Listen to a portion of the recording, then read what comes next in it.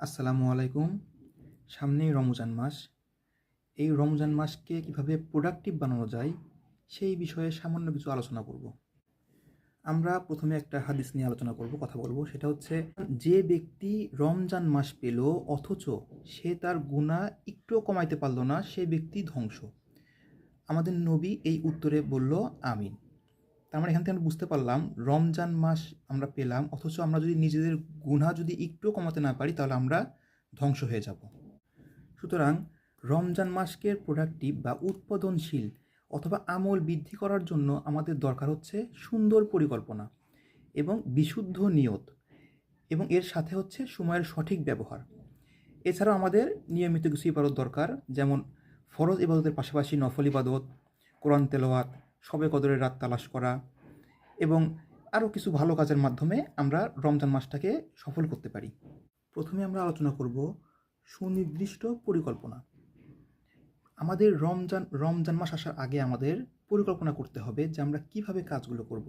সাহাবীরাও রমজান মাস আসার আগে তারা পরিকল্পনা করত, তারা কতটুকু নফল ইবাদত করবে, দান করবে, পরোপকার করবে ইত্যাদি। আমরাও সেই অনুযায়ী একটা তালিকা করে নিব যে আমরা ফরজ ইবাদতের পাশাপাশি আমরা কীরকম কোরআন পাঠ করব, নফল ইবাদত, দোয়া ইত্যাদি। এগুলো কাজগুলো যখন আমরা পরিকল্পনা করব, তখন এই কাজগুলো আমাদের জন্য সহজ হয়ে যাবে। সাহারি, সাহারিটা আমরা সবাই সাহারি খাওয়ার জন্য উঠি আমরা। তো আমরা যদি সাহারিতে আমরা 20 মিনিট বা 15 মিনিট আগে উঠি, তাহলে আমরা 2 রাকাত, 4 রাকাত, 6 রাকাত, যার যেরকম ইচ্ছা আমরা তাহাজ্জুদ নামাজটা আমরা আদায় করতে পারবো। তাহাজ্জুদ নামাজটা অনেক গুরুত্বপূর্ণ। এই সময় আমাদের দোয়াগুলো আল্লাহ কবুল করেন। আমরা যদি এই রমজান মাস সম্পূর্ণ রমজান মাস জুড়ে আমরা যদি সাহারি যদি আমরা একটু আগে উঠি, তাহলে আমরা এই গুরুত্বপূর্ণ ইবাদতটা আমরা করতে পারবো। আমরা যদি 30 দিনও না পারি বা 29 দিনও না পারি, আমরা 20 দিন করলাম, 18 দিন, 15 দিন, এটা একটা হিউজ একটা সময় তাহাজ্জুদ আমাদের জন্য, এবং এটা আমাদের জন্য অভ্যাস হয়ে যাবে পরবর্তীতে। এবং আমরা দিনের শুরুতে আমরা আমাদের কঠিন কাজগুলো করে ফেলবো। তাহলে কারণ আমরা দিনের শুরুতে আমাদের এনার্জি লেভেলটা একটু বেশি থাকে, এজন্য আমরা কঠিন কাজগুলো এই সময় আমরা করতে পারি। তাহলে আমরা দিনের শেষ সময়ে বা মাঝখানের সময়টা আমাদের কঠিন কাজটা আমাদের করা নাও লাগতে পারে, আমাদের এটা এনার্জিটা একটু সেভ হবে। এরপর আমরা আলোচনা করব অপ্রয়োজনীয় জিনিস থেকে আমাদের দূরে থাকা, বিশেষ করে সোশ্যাল মিডিয়া থেকে আমাদের অবশ্যই দূরে থাকতে হবে, না হলে আমাদের রোজাগুলো দুর্বল হয়ে যাবে। আমরা জানি এখানে খুবই অশ্লীল জিনিস আমাদের চোখে আসতেও পারে। তো আমরা এগুলো অপ্রয়োজনীয় জিনিস থেকে দূরে থেকে আমরা ইসলামিক কাজের দিকে আমরা মন দিব। অযথা ফেসবুকিং বা বন্ধুদের সাথে আড্ডা বা আজে বাজে কথাবার্তা, অপ্রয়োজনীয় কথাবার্তা, এগুলো থেকে আমাদের দূরে থাকতে হবে। আমাদের মনে রাখতে হবে, রমজান মাসই হচ্ছে উত্তম মাস, যেটা হচ্ছে আমরা খারাপ অভ্যাসগুলো আমরা পরিত্যাগ করতে পারি। সুতরাং অপ্রয়োজনীয় জিনিস থেকে আমাদের এই মাসটা দূরে থাকতে হবে, আমাদের অভ্যাস করতে হবে।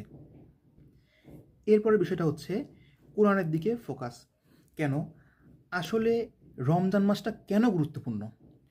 আমাদের যদি মাথায় রমজান মাসের কথা চিন্তায় আসে, প্রথমে আমরা চিন্তা করি পেঁয়াজু, বেগুনি, আলুর চপ, বোরহানি ইত্যাদি।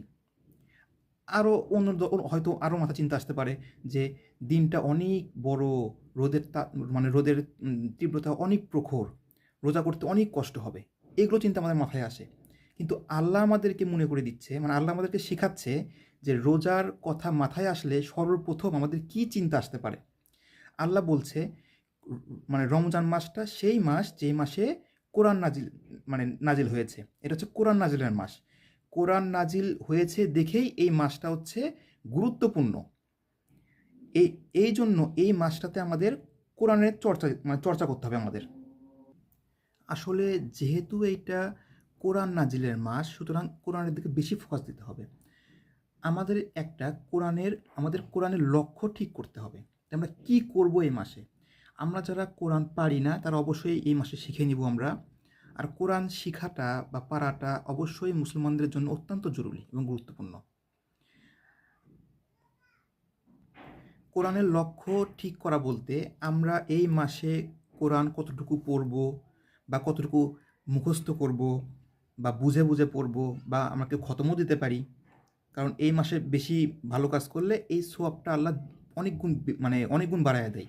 আমরা জানি এমনি নর্মাল সময়ে কোরআনের একটা হরফ পড়লে 10 নেকি পাওয়া যায়, আর এই রমজান মাসে পড়লে সেটা 70 নেকি পাওয়া যায়, মানে 70টা সওয়াব আল্লাহ দিবে আমাদেরকে, 7 গুণ বৃদ্ধি।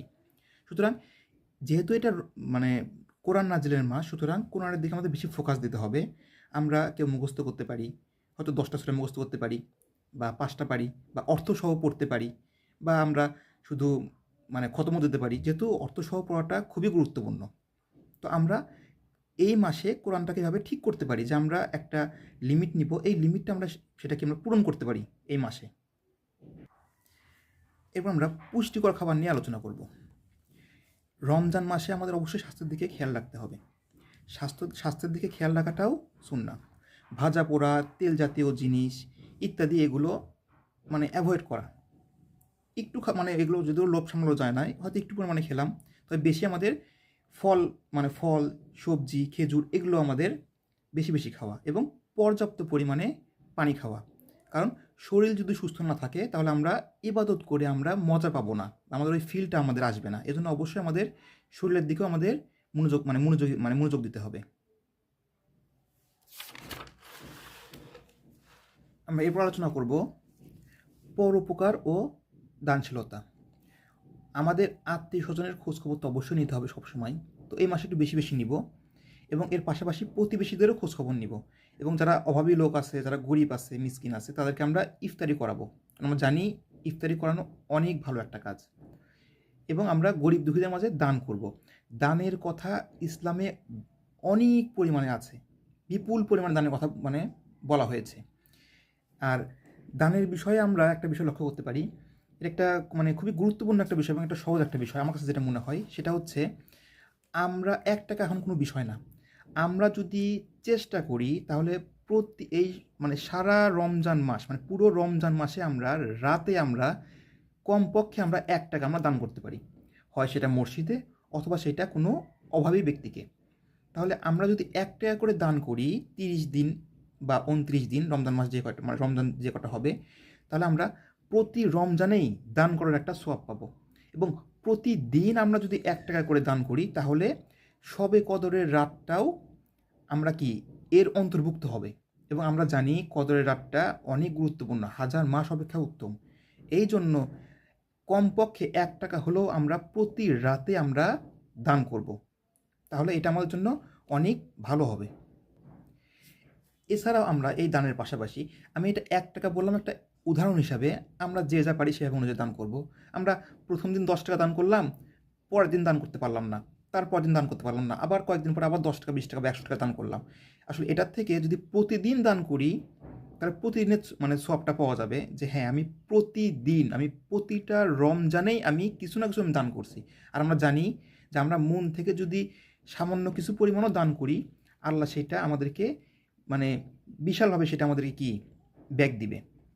আর আরেকটা বিষয় যেটা মানে আমরা এলাকা থেকে প্রতি বছরে যেটা আমরা করে থাকি, সেটা হচ্ছে আমরা আমাদের এলাকার বড় ভাই, ছোট ভাই বা যারা মুরব্বীরা আছে তাদের সহযোগিতায়, বাইরের কোনো ডোনেশন না, শুধুমাত্র তাদের সহযোগিতায় আমরা কিছু মানে টাকা আমরা কালেকশন করি বা উঠাই। আমরা এখানে আমরা যারা মন থেকে 1 টাকা মানে 1 টাকাও দেয় তাদের টাকাও আমরা অ্যাকসেপ্ট করি। আমরা কোনো ধরাবাঁধার নিয়ম নাই। আমরা এটা কি করি, এটা দিয়ে আমরা 27শে রমজানে আমরা কিছু বাজার করি। আমরা বাজার করে আমরা কয়েকটা পরিবারকে আমরা সেটা মানে 28শে রমজান বা 29শে রমজানে আমরা সেটা তাদের বাড়ি বাড়ি আমরা পৌঁছে দিই। এতে করে উপকারটা কি হয়, এতে করে ফিতরার মানে যেটা ফিতরা দেওয়া, জাকাত আলাদা জিনিস, ফিতরা আলাদা জিনিস। ফিতরা আমাদের সমাজে সবাই মানে 10 টাকা 20 টাকা করে দেয়, কেউ শাড়ি দেয়, কেউ লুঙ্গি দেয়। আসলে এটা কিন্তু ফিতরার হকটা আদায় হলো না। ফিতরা হচ্ছে খাদ্য দেওয়া, যেন তারা 2-3 দিন তারা খেতে পারে, কারো কাছে হাত যেন না পাতা লাগে।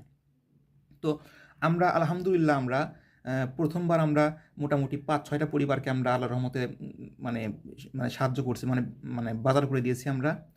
তারপরের বছরে আমরা মোটামুটি 7 জন কি 8 জন, আল্লাহর রহমতে আমরা বিগত বছরে মানে এই আগের বছরে 25 সালে আমরা রমজান মাসে আমরা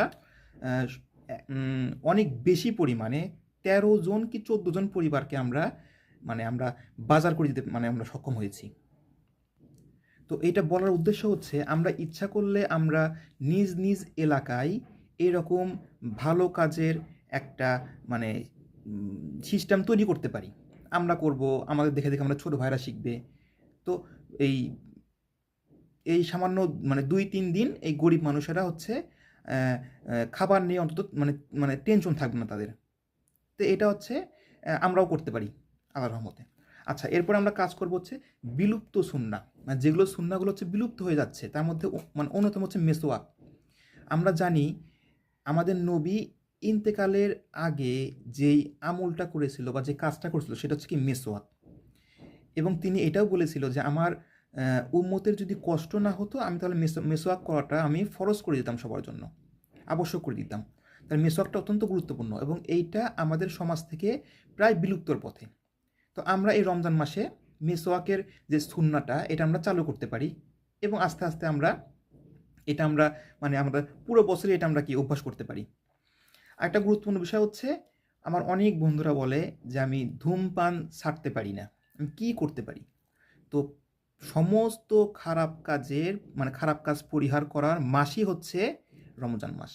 তো আমরা ইচ্ছা করলে এই মাসটাতে ধূমপান বর্জন করতে পারি। অনেকে বলে এটা অনেক কঠিন, কিন্তু না, আল্লাহর রহমতে আমাদের নিয়ত যদি বিশুদ্ধ থাকে তাহলে আল্লাহ আমাকে সাহায্য করবে, সমস্ত ভালো কাজ আল্লাহ আমাকে সাহায্য করবে। সুতরাং একটু যদি আমরা সচেতন হই তাহলে আমরা এই মাসে আমাদের খারাপ অভ্যাসগুলো আমরা বাদ দিতে পারবো।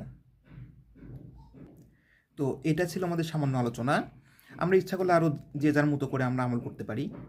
তো আমি শেষ করার আগে আমি হাদিসটা আবার বলছি, যে ব্যক্তি রমজান মাস পেল অথচ সে তার গুনাহ একটুও কমাইতে পারলো না বা মাপ করাতে পারলো না, তাহলে সেই ব্যক্তি হচ্ছে ধ্বংস।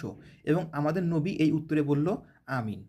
সুতরাং আমাদেরকে অবশ্যই রমজান মাসটা খুব গুরুত্ব সহকারে নিতে হবে এবং আমল বৃদ্ধি করতে হবে এবং আমাদের বেশি বেশি দোয়া করতে হবে এবং আল্লাহকে বলতে হবে যে একটু হলেও যেন আমার গুনাহ আল্লাহ যেন মাফ করে দেয়। আল্লাহ যেন আমাদের রমজান মাসকে কবুল করেন, আমাদের পুরো রমজান মাসেই যেন রোজা করার তৌফিক দান করেন এবং রমজান মাসে আমরা যেভাবে আমল করব যেন সারা বছর যেন সেভাবে আমল করতে পারি। আল্লাহ যেন আমাদের সেরকম তৌফিক দান করেন এবং আমরা যেন নবীর সুন্নাহ অনুযায়ী যেন জীবন পালন করতে পারি। আল্লাহ যেন আমাদের সে ব্যবস্থা করে দেন। আসসালামু আলাইকুম।